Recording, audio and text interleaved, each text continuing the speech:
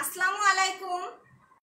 দেশের যে প্রান্ত থেকে আমার প্রাণপ্রিয় শিক্ষার্থীরা আমার সাথে, তোমাদের সবাইকে শুভেচ্ছা ও স্বাগত। নিশ্চয়ই তোমরা সবাই ভালো আছো, বাড়িতে আছো আর নিরাপদেই আছো। আমি তোমাদের জন্য সব সময় প্রার্থনা করি ভালো থাকো। বন্ধুরা, আমি তোমাদের মাঝে বরিশাল জেলার চরমোনাই মাদ্রাসা সরকারি প্রাথমিক বিদ্যালয়ের সহকারী শিক্ষক শাহরিনা বিন সুইটি। তারপর বসেতে আছো, কেমন লাগে? প্রথমে আজ তোমাদের সাথে একটু আনন্দ করি। তুমি তোমার চারপাশে বিভিন্ন ধরনের জিনিস দেখতে পাচ্ছ না? তোমার হাত আছে, আছে, পা আছে, চোখ আছে, সবকিছুই আছে, কিন্তু দেখো ও কি বলে? ও কি বলে একটু দেখো তো। ও কি বলে? আমার অনেকগুলো দাঁত আছে, কিন্তু আমি কামড় দিতে পারি না। কি বলে? আমার অনেকগুলো দাঁত, কিন্তু আমি কামড় দিতে পারি না। তোমার দাঁত দিয়ে তুমি কামড় দিয়ে জিনিস, ফলমূল খাও, ভাত খাও, কিন্তু এমন একটা জিনিস যার অনেক দাঁত আছে কিন্তু সে কামড় দিতে পারে না। বন্ধুরা বলো তো কি সে বস্তুটি? কি সেটি? হ্যাঁ, তোমার বাবা মা ভাই বোন যদি কেউ পাশে থাকে তার চিন্তা করে দেখো তো কি হতে পারে এটি। যে পারবে সে কমেন্টসে লিখে দাও, আমার অনেক আছে কিন্তু আমি কামড় দিতে পারি না। কি এমন জিনিস সেটা?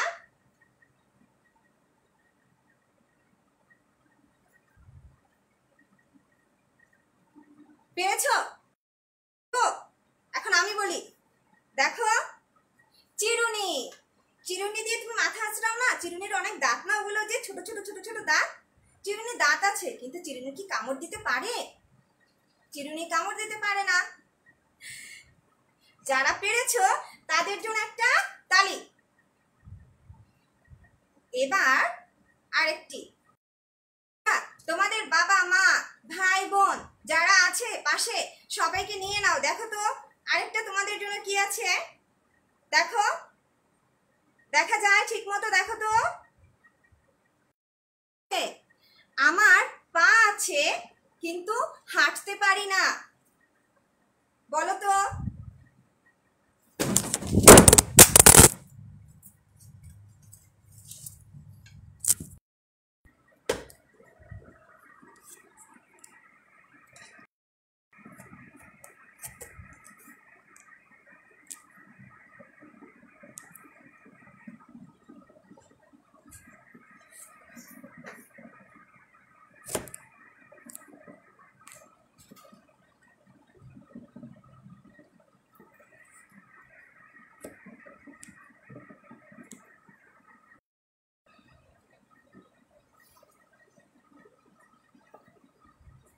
সরি বন্ধুরা, একটু সমস্যা হয়ে গিয়েছিল।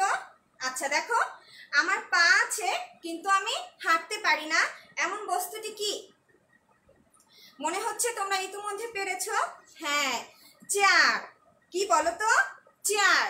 আমাদের আশেপাশে আমরা যে মাঝে মাঝে চেয়ারে বসি না, চেয়ারের যে চারটি পা আছে, তাই না? কিন্তু সে কি হাঁটতে পারে? পারে না। এখন কেমন লাগলো ধাঁধাগুলো? তোমরাও কিন্তু এরকম মজার মজার ধাঁধা। তাহলে এবার একটি ছবি দেখাই তোমাদের, দেখো তো একটু ছবিটি।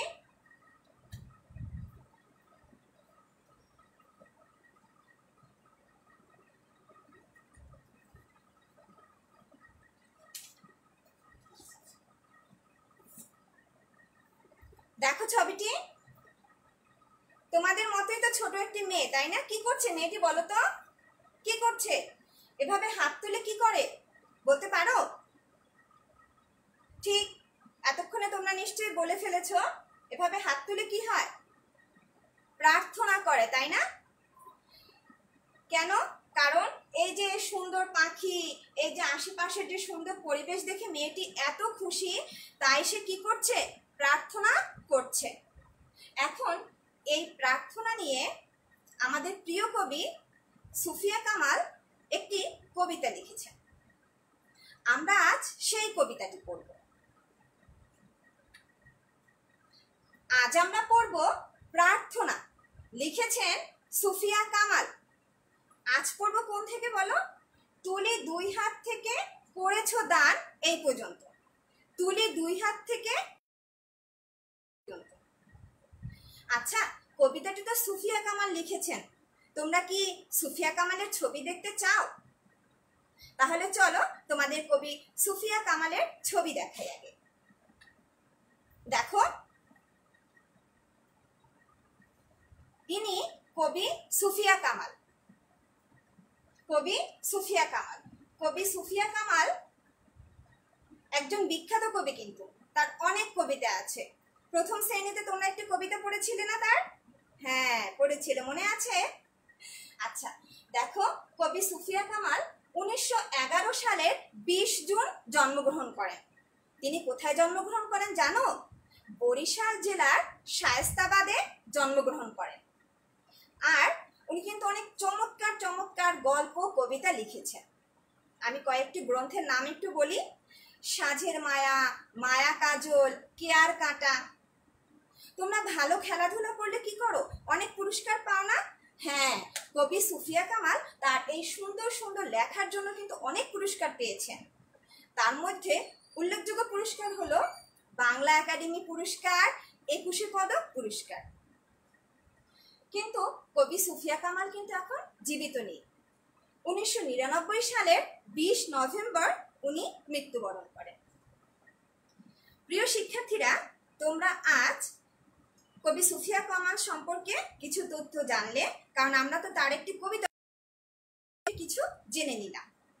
পরে যখন বড় হবে তখন আরো অনেক তথ্য তার সম্পর্কে জানতে পারবে। এখন আমি তোমাদের কিছু ছবি দেখাবো, কারণ তোমরা তো ছবি দেখতে খুব পছন্দ করো। এই ছবিটি একটু দেখো তো, দেখো তো ছবিটিতে কি দেখা যায়? একটু দেখো তো ছবিটিতে কি দেখতে পাচ্ছ?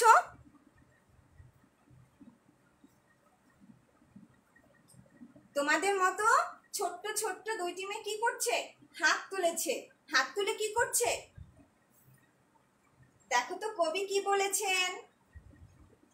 তুলি দুই হাত করি মুনাজাত, হে রহিম রহমান। কবি কি বলেছেন দেখলে? এরপরে দেখো কি দেখতে পাচ্ছ? এখানে কি দেখতে পাচ্ছ বলো তো? কি দেখা যায়?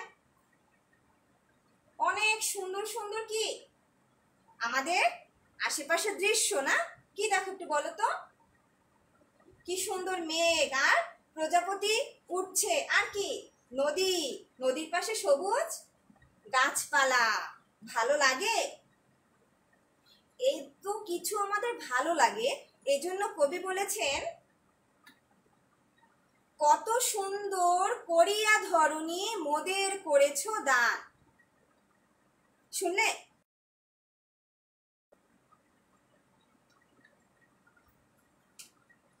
এখন এই যে তোমাদের বাংলা বই, বাংলা বইয়ের 48 পৃষ্ঠা, এই 48 পৃষ্ঠাটা তোমরা নাও। আমি কবিতাটি আবৃত্তি করব, তোমরা কিন্তু শুনবে। তোমরা মনোযোগ দিয়ে শুনবে আমি কিভাবে এটি আবৃত্তি করছি।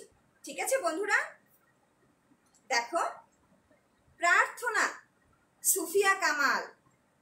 তুলি দুই হাত করি মুনাজাত, হে রহিম রহমান। কত সুন্দর করিয়া ধরণী মোদের করেছো দান। শুনলে সবাই? এবার তোমরা আমার সাথে সাথে কবিতাটি আবৃত্তি করবে। প্রথমে সবাই আঙুল দাও, শুনবে, আর কি করবে? আমার সাথে সাথে বলবে। আমি এক লাইন বলবো, তোমরা তারপরে বলবে। আবার, প্রার্থনা, সুফিয়া কামাল। দুই হাত করি মুনাজাত, হে রহিম রহমান, কত সুন্দর করিয়া ধরণী মোদের করেছ দান। পড়লে আমার সাথে সবাই? তোমরা তো সবাই অনেক ভালো, আমি কোনো কথা বললে তোমরা ঠিক শোনো। এখন এই কবিতা যে পড়লে, এই যে আমরা এতটুকু পড়লাম তাই না, এখানে কি অনেকগুলো শব্দ ছিল না বলো? এখন তোমরা বলতে পারবে কোন কোন শব্দটি একটু তোমরা বুঝতে পারোনি? আচ্ছা, আমি তোমাদের একটু সহায়তা করি।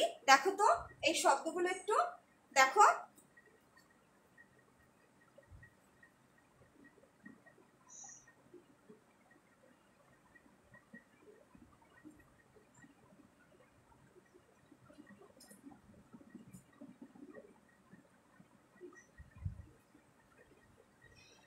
হ্যাঁ, দেখেছো এই শব্দগুলো একটু দেখেছো তোমরা? আচ্ছা, প্রথমে কি বলতো আমার সাথে? প্রার্থনা। কি বলতো? প্রার্থনা। এখন প্রার্থনা শব্দের অর্থ কি? কোনো কিছু চাওয়া, কোনো কিছু চাওয়া। এর পরের শব্দটি কি? রহিম। পরের শব্দটি কি? রহিম। দেখো, রহিম শব্দের অর্থ যার অনেক দয়া। এখানে রহিম করতে আল্লাহ তাআলাকে বোঝানো হয়েছে। রহিম শব্দের অর্থ যার অনেক দয়া। শব্দ দুইটি একটু আমার সাথে আবার পড়ো। কোনো কিছু চাওয়া, রহিম যার অনেক দয়া। আরো কিছু শব্দ আছে কিন্তু একটু দেখি আমরা। দেখো, রহমান, ধরণী, মুনাজাত। আমার সাথে বলো, রহমান, ধরণী, মুনাজাত। এখন এগুলোর অর্থ একটু জেনে নেই। রহমান, দেখি, করুণাময় আল্লাহ। রহমান অর্থ কাকে বোঝানো হয়েছে? করুণাময় আল্লাহ। ধরণী, দেখো, পৃথিবী। আমরা যে পৃথিবীতে বাস করি সেই পৃথিবীর আরেক নাম কি? ধরণী। পৃথিবীর আরেক নাম কি? ধরণী। এর পরেরটি কি? দেখো, মুনাজাত। এর পরেরটি কি? মুনাজাত। প্রার্থনা। মুনাজাত শব্দের অর্থ কি বলো? প্রার্থনা। এখন এই যে শব্দ এবং শব্দের অর্থগুলো তোমরা ঠিকমতো বুঝতে পেরেছো? আমি আরেকবার বলি, তোমরাও আমার সাথে সাথে একটু পড়ে নাও। বলো, রহমান শব্দের অর্থ করুণাময় আল্লাহ। ধরণী শব্দের অর্থ পৃথিবী। মুনাজাত, প্রার্থনা। মুনাজাত, প্রার্থনা। এবার সবাই বুঝতে পেরেছো নিশ্চয়ই? আচ্ছা, কিছু যুক্ত বর্ণ ছিল বলো তো? হ্যাঁ, যুক্ত বর্ণ ছিল। দেখবে, দেখো তো, এই যে সুন্দর আর কি? প্রার্থনা। প্রার্থনা নামটি তো একটা যুক্ত বর্ণ আছে, আছে না বলো? আছে। এখন এই সুন্দরে কি কি যুক্ত বর্ণ আছে একটু দেখি। এই যে নয়ে দ। বলো আমার সাথে, নয়ে দ। দেখো কি হবে, এখানে কি কি আছে? ন যুক্ত দ। কি আছে বলো? ন যুক্ত দ। পরেরটি দেখো, আমি এখানে দুটি শব্দ তৈরি করেছি। কি কি? আনন্দ বন্দর। বলো তো, আনন্দ বন্দর। আনন্দ বন্দর। তোমরা কিন্তু নয় দ দিয়ে আরো শব্দ তৈরি করতে পারবে, আমি দুইটি রেখেছি। এরপরেরটি কি? প্রার্থনা। কি বলো তো? প্রার্থনা। দেখি একটু, এই যে থয় রেফ। এটি কি বলো? থয় রেফ। কি হবে? র যুক্ত থ। কি হবে বন্ধুরা? র যুক্ত থ। এখন আর কি কি শব্দ হয়? কি লিখেছি দেখো, অর্থ ব্যর্থ। অর্থ ব্যর্থ। তোমরা এই শব্দ, তার সাথে যুক্ত বর্ণ এবং কি কি বর্ণ আছে একটু খাতায় তুলে নিলে ভালো হবে না বলো? একটু খাতায় লিখে নাও।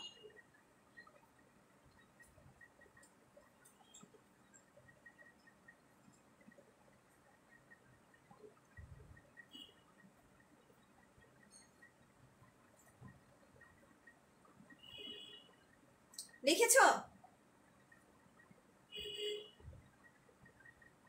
লিখতে পেরেছো এগুলো?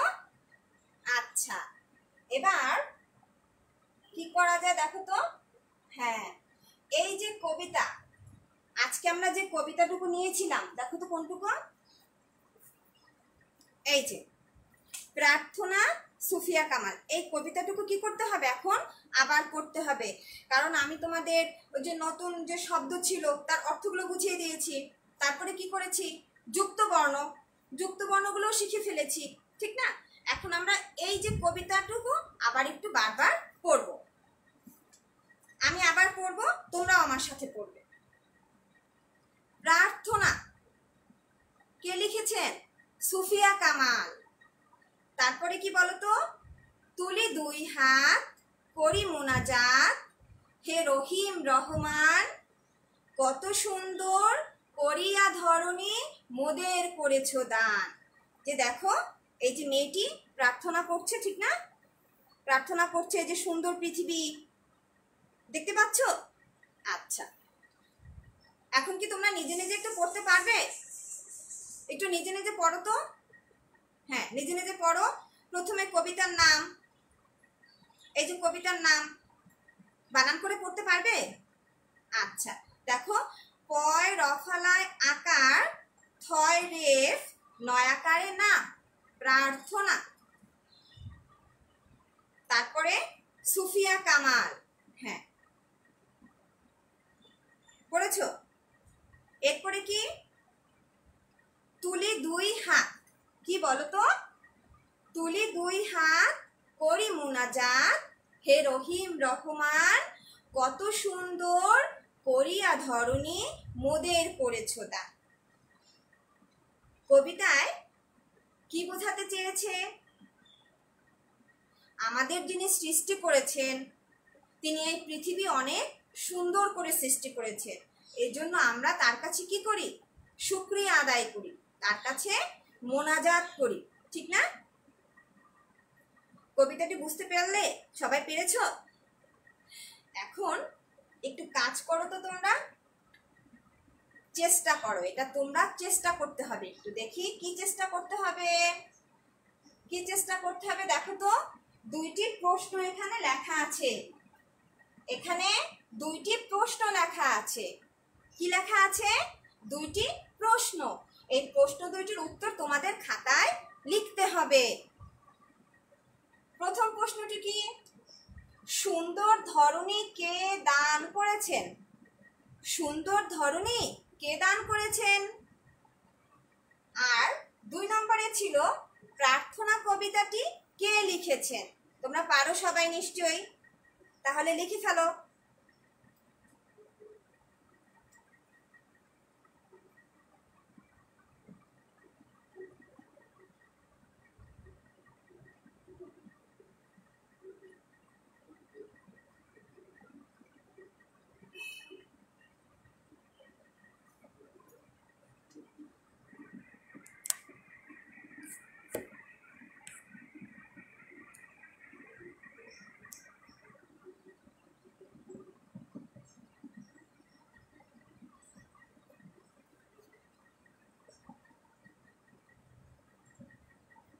উত্তরগুলো লিখে ফেলেছো সবাই?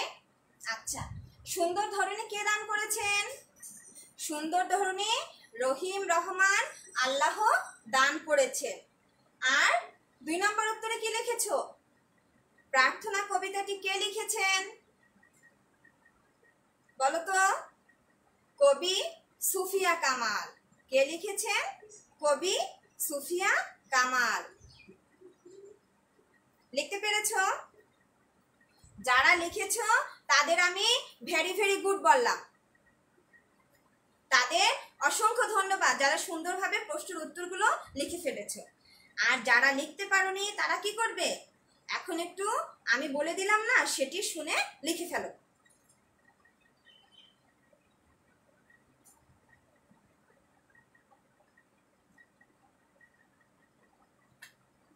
এটি কি দেখো তো? বাড়ি। এটি কি? একটি বাড়ি। বাড়ির সামনে কি গাছ আছে? বাড়ি মানে কি বলতো? বাড়ির কাজ। দেখি তো কি বাড়ির কাজ? বাড়ির কাজ দুইটি বাক্য গঠন করতে দিয়েছি। বাক্য গঠন করো। ধরনী আর দান, এই দুইটি শব্দ দিয়ে তোমরা কি করবে? বাড়িতে বসে বাক্য গঠন করে ফেলবে। পারবে না? অবশ্যই পারবে, আমরা আগে এগুলো পড়েছি, ঠিক না? আচ্ছা, আজ আমরা কি পড়লাম একটু সবাই আবার মনে করে দেখি তো। আজ আমরা একটি কবিতা পড়েছি। কবিতাটির নাম কি বলো তো? কবিতাটির নাম প্রার্থনা। প্রার্থনা কবিতা কে লিখেছেন? কবি সুফিয়া কামাল লিখেছেন। আর প্রার্থনা কবিতায় কে প্রার্থনা করছিল? কে বলো তো? এখানে একটি মেয়েকে দেখানো হয়েছে, তাই না? আর ধরনী অর্থ কি বলো তো? ধরনী অর্থ পৃথিবী। আর আমাদের পৃথিবীটি দেখতে কেমন? অনেক সুন্দর। আজকে আমরা কবিতার যে 4 লাইন পড়লাম, এটুকু কি করবে? আরো ভালোভাবে বাড়িতে বসে পড়বে। মনে থাকবে?